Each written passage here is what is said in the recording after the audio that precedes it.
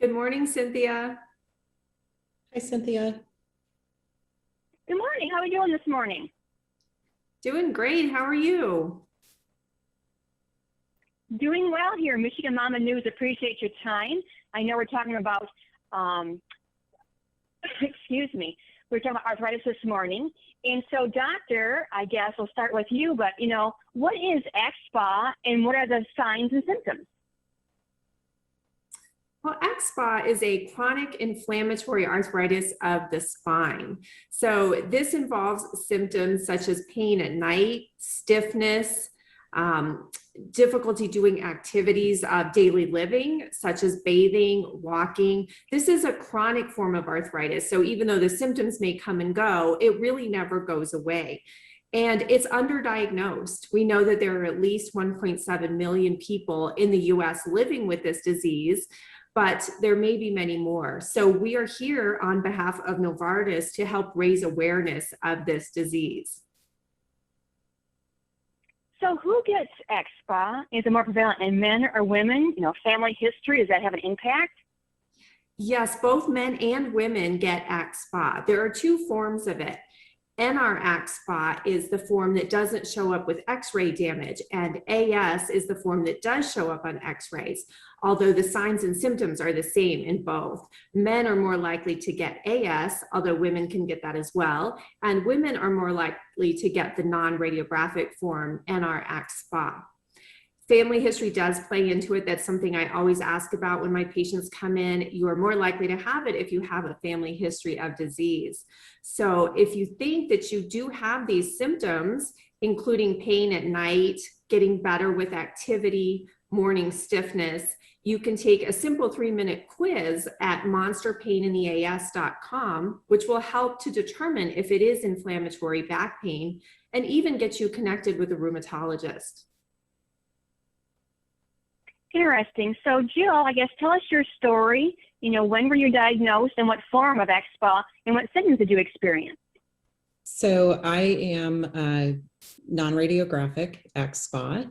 I was diagnosed in 2013 and probably had symptoms since I was a teenager and was always chasing that elusive back pain that was unexplained.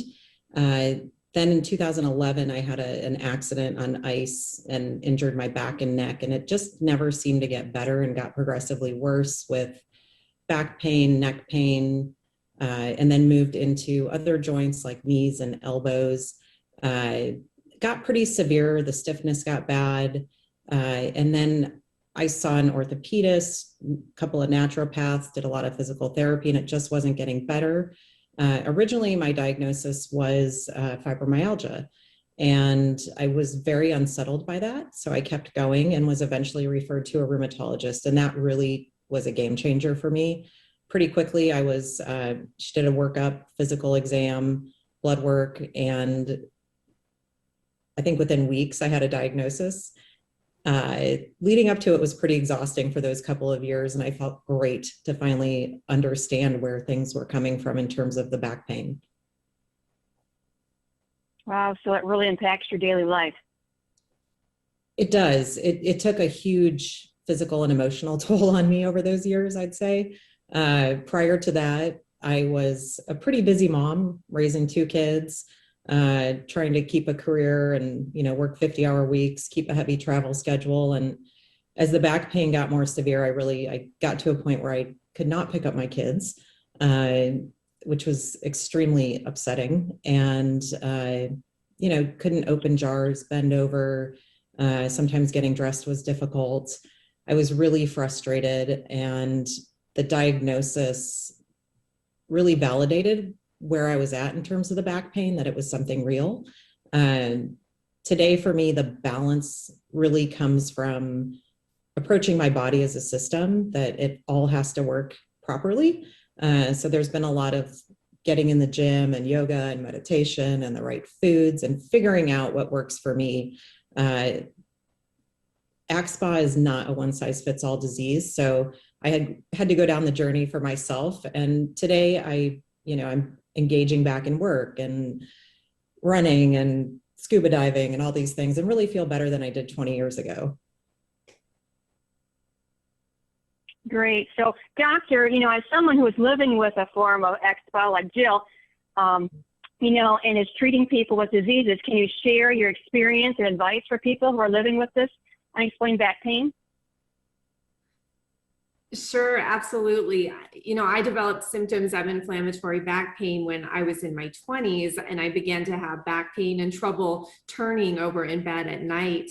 And I initially just thought it was from a workout. I always figured it was something that I had done in my workout. And the symptoms come and go in the early stages of the disease, so it was easy to ignore for a little while. And then when I was in medical school, it began to get a bit scary, the pain at night, and then it begins to interfere with sleep. So like every other patient, I was up at night looking on Google and trying to figure out what my symptoms were, because we don't get much rheumatology in medical school. But every time I got to the section about a chronic disease, I would skip the whole section because I thought, well, this is a back problem. This is not a chronic disease. So I really understand what patients are going through when you have unexplained back pain. And it develops when you're young. That's why I'm so passionate about raising awareness for this disease, because when you can get in with a rheumatologist and get a correct treatment plan, as Jill mentioned, it is really life-changing. I could no longer run. I could no longer ride my bike. My sleep was very, very limited. And so before treatment, like Jill, my life was very impacted. So that's why we are trying to get the word out that if you think you have unexplained inflammatory back pain, take the quiz at monsterpainintheas.com and get connected with the right professional. Great. So, are there tools available? And you're talking about taking this survey. Is that the tools to help patients get diagnosed faster? Yes, it's a simple 3-minute quiz that people can take. And if it looks like you should be seen by a rheumatologist, you can actually get connected with one through the website. And you can even have a telemedicine consult if needed through the quiz.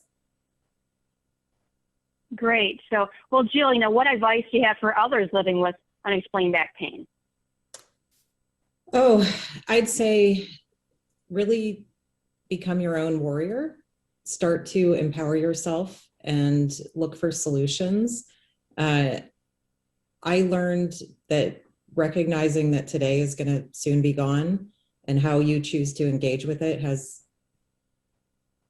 the power to change everything for you. Most importantly, I think talk with an expert. If that means going to monsterpainintheas.com, I certainly think it's a great tool. I refer to it sometimes still in looking for some answers, and live every day. And I think you can do that once you're feeling better. Great. Now, well, doctor, did you have any final words you wanted that we didn't talk about? Thank you so much for talking to us about this really important topic.